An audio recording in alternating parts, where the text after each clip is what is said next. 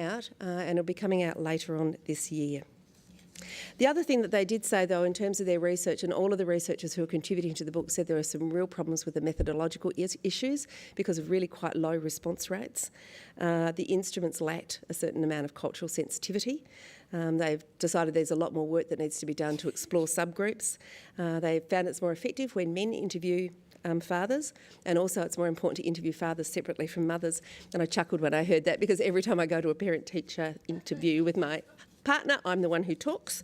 That would surprise everybody who knows me. And fathers, interestingly, and I think this is a key piece too, for researchers, maybe for some of the PhDs, this will be an interesting one to pick up. Fathers actually want the opportunity to tell their own education stories as well. So for any of you who've read that fantastic Sarah Lightfoot Lawrence book, The Essential Conversation, you'll know how important our own storytelling of our own school experiences is. And so dads want to be able to do that too.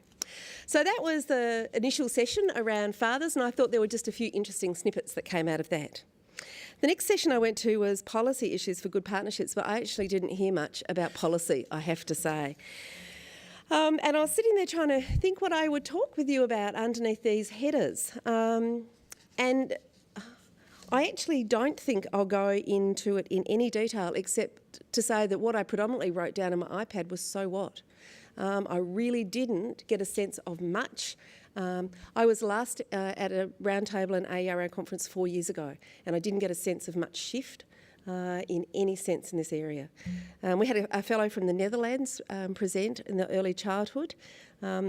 He said, you know, kinder, the kids go from ages 4 to 6 to kinder, which is governed by the school boards. And they're considered the first 2 grades of school. They start to learn and to read and to do maths. But there's no continuity in early childhood education programs between preschool and kinder. There's no evidence-based program. There's no policies or protocols for parental participation. So there was it was almost like a presentation on what's not there. So he did his research and found nothing. Middle schools, the person there did their research, good piece of research, but you know, the findings were things like we need to provide resources, we need to have a flexible policy, we need to have external agency support, we need to provide opportunities at school and at home. So again, I was left with a kind of, so what?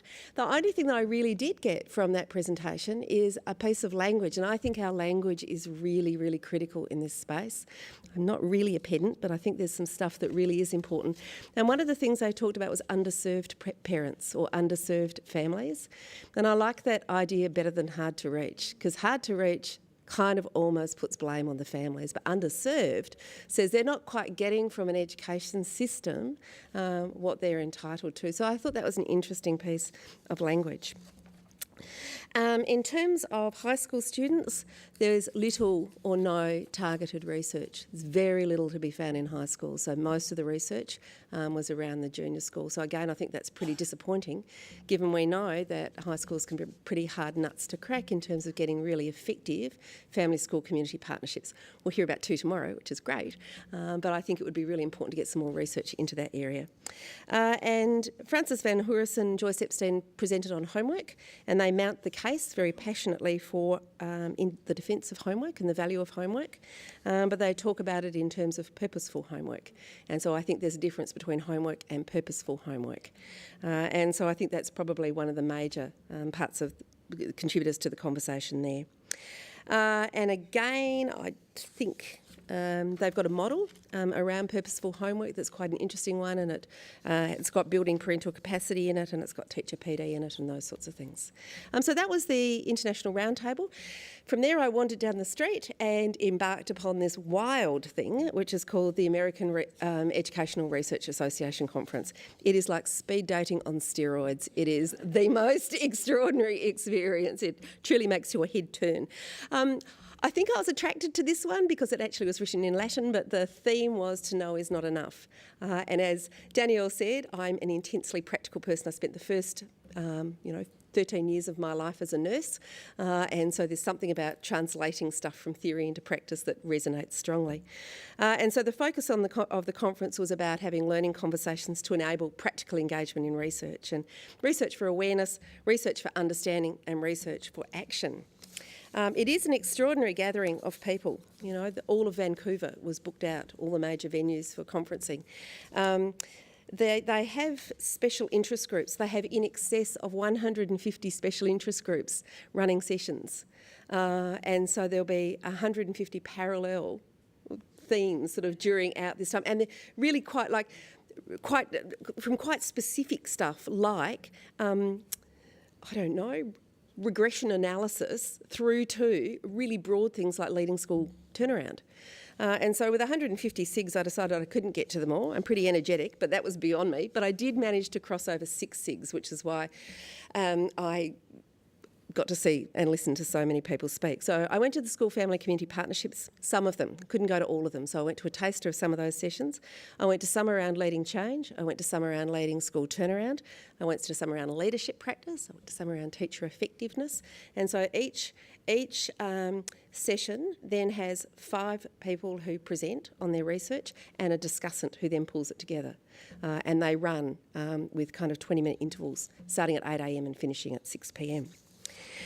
So within that, what I found really, really interesting is that across those special interest groups, there were actually some themes that ran across them all. And that was the piece that was exciting to me, was it wasn't about these silos of stuff, but there's stuff that actually ran across all of them. So I thought maybe that's the piece that I could share with you that I thought was interesting.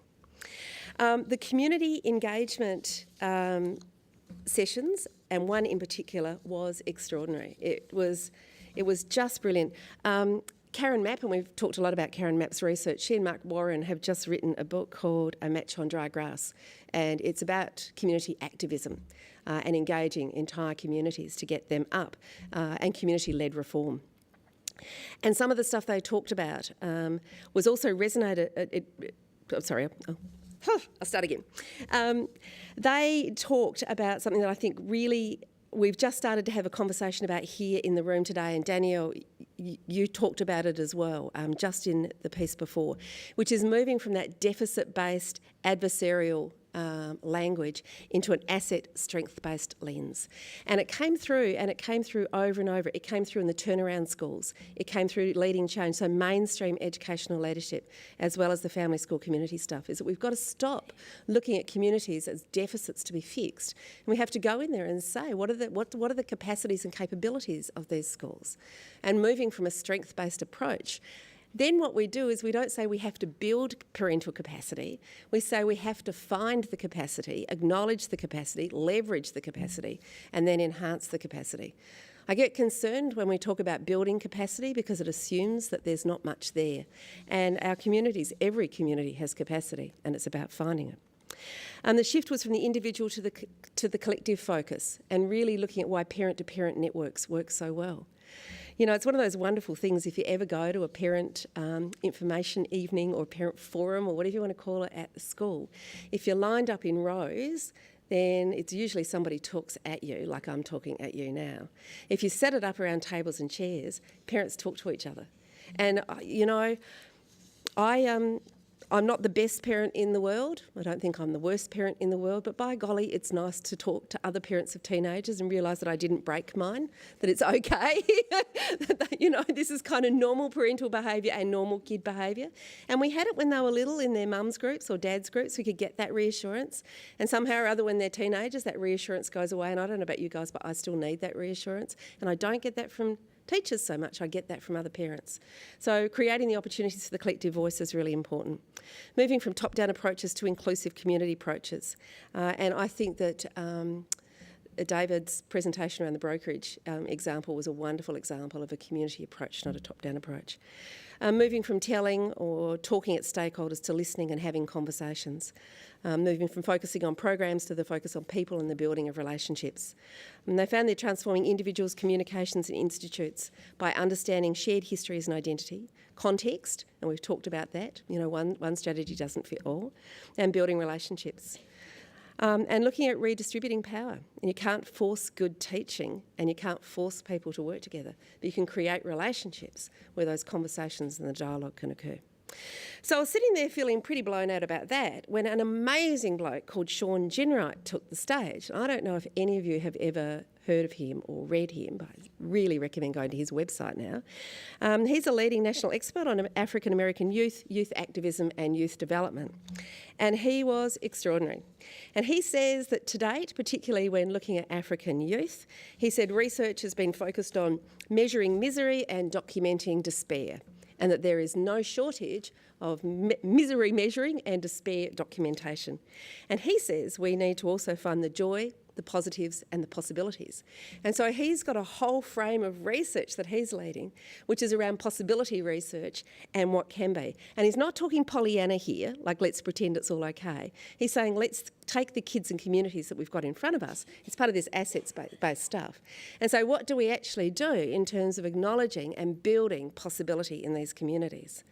So he says we build communities based on assets. We provide activities that promote wellbeing, and we focus on how to foster imagination amongst participants.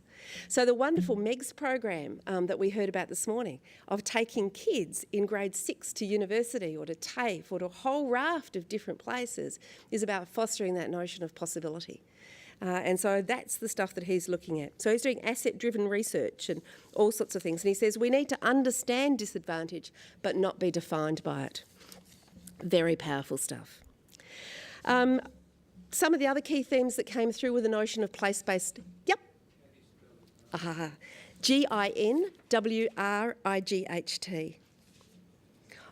And go to his website and there's GINWRIGHT.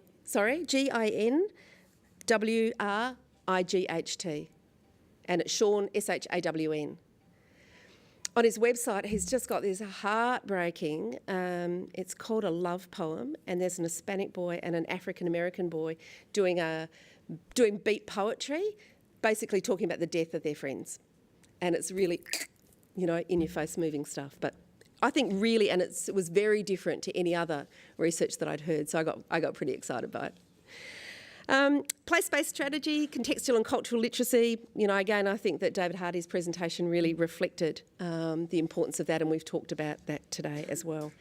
And ecology of equity was a term that was coined by a fellow by the name called Mel Ainscough. And Mel was the CEO of the Greater Manchester Challenge, which I think was the baby. Once they killed the Kids Act in the UK, the Greater Manchester, not the kids, the UK Greater Manchester Challenge went from 2008 to 2011.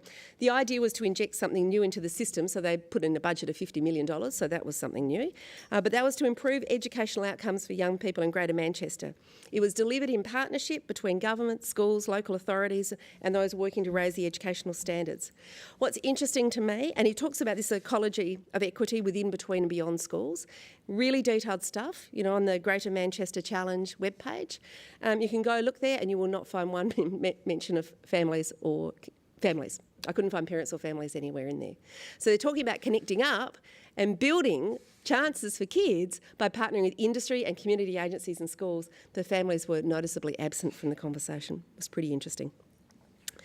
The other thing that I think is, for me personally, one of the things that I'm increasingly trying to do is when I work with schools and school leaders is to bring the language of family school partnerships into the leadership language that schools are getting across.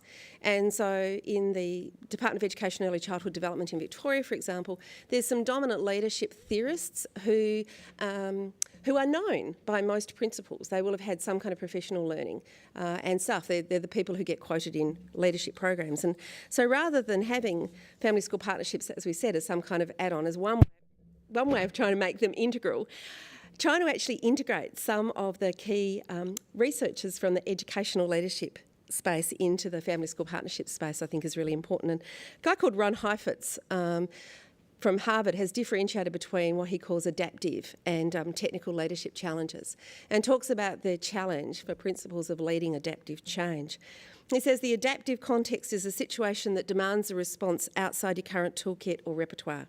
It consists of a gap between aspirations and operational capacity that cannot be closed by the expertise and procedures that are currently in place. It's a disruptive challenge, in fact.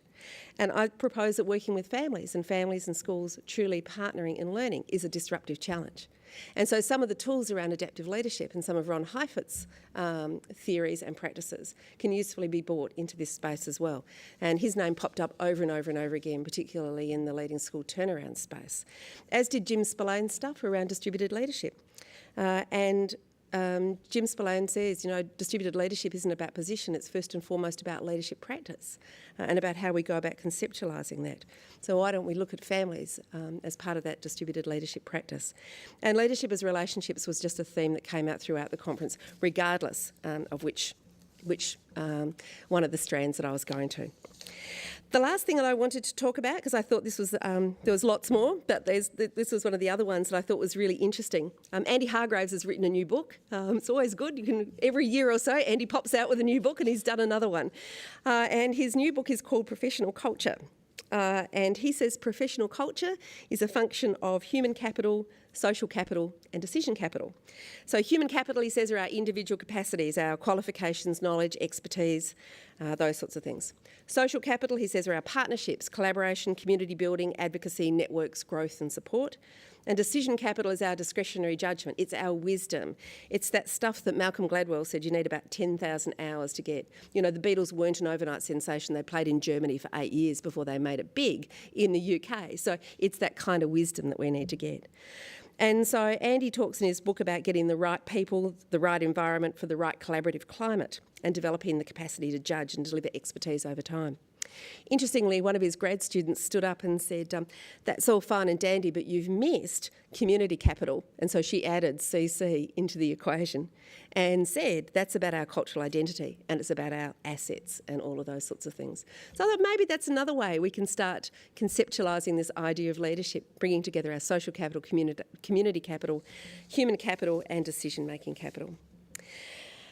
So I think I still haven't quite worked out what I got from the conference. I'm still working my way through to get and I don't actually think there was any one theme. I think there were a range of strands that have come out that I need. There's more rabbit burrows for me to burrow my way down and have a look through. But I guess I wanted to leave you with a quote of what I think was the spirit of the conference, which is what made it such an energising space to be. And it is from Dewey. Only in this connection of knowledge and social action can education generate the understanding necessary for the continued existence of democracy. And that was the piece that sat over everything that was spoken about.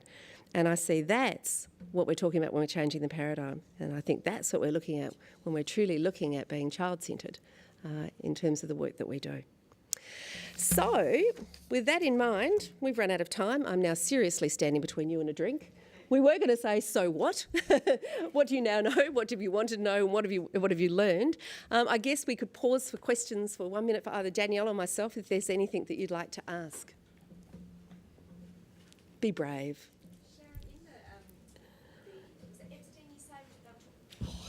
I'll just start. Just keep it in. The research about homework. Yeah. In the concept of purposeful homework, did they talk about interactive homework with family, and just engaging parents and families in homework activities and absolutely connecting learning at home and school? Yeah, there's a really interesting model. I can photocopy it and send it through to you, Anne. But she's got a model that's got a whole raft of aspects that it's got, and I'll just let you know. The sorts of things she's looking at is guiding families in supporting learning at home and communicating regularly about homework expectations, establish district, school and class homework policies, periodically evaluate homework practice, provide regular opportunities for teacher PD about homework. I mean, one of the things I challenge her about is why do we need homework when we can have learning at home? But so, yeah. Well, and I guess I can answer that is because she talked about that. She says, homework has three functions. It's got an academic function, an instructional function. It's got a communication function because it's one of the ways that we let families know what's happening. And it's got a PR function. And in America, that's pretty important. Yes. So I guess we need to work out, have the form follow the function. Yeah. No other questions? They're my most favourite book. I haven't finished. But I nearly have, is The Little Prince. So maybe we could finish today with a little bit of The Little Prince. Now I finished. I love the quote.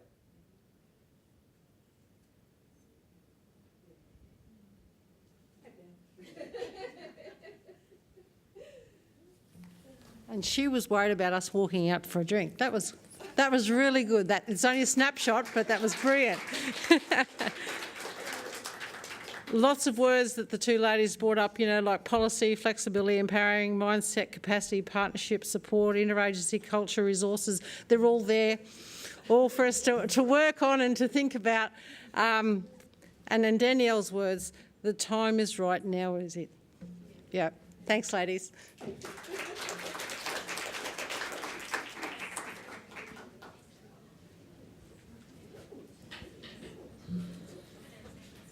That's it for today, folks, unless you're coming to our dinner tonight. If you're coming to dinner, it's 6:45 for 7 o'clock start at University House at the Australian National University. If you're catching a taxi there, you pretty much just need to say Uni House and you should be all right. But it's Ellery Crescent in Acton is the formal suburb.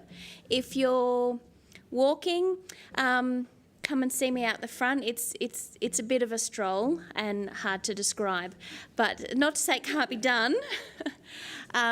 So I hope you've had a really nice day. For those of you that are leaving us today, thank you so much for coming. And for those that are coming tomorrow, we'll see you back here about 8:45 in the morning. Thanks a lot.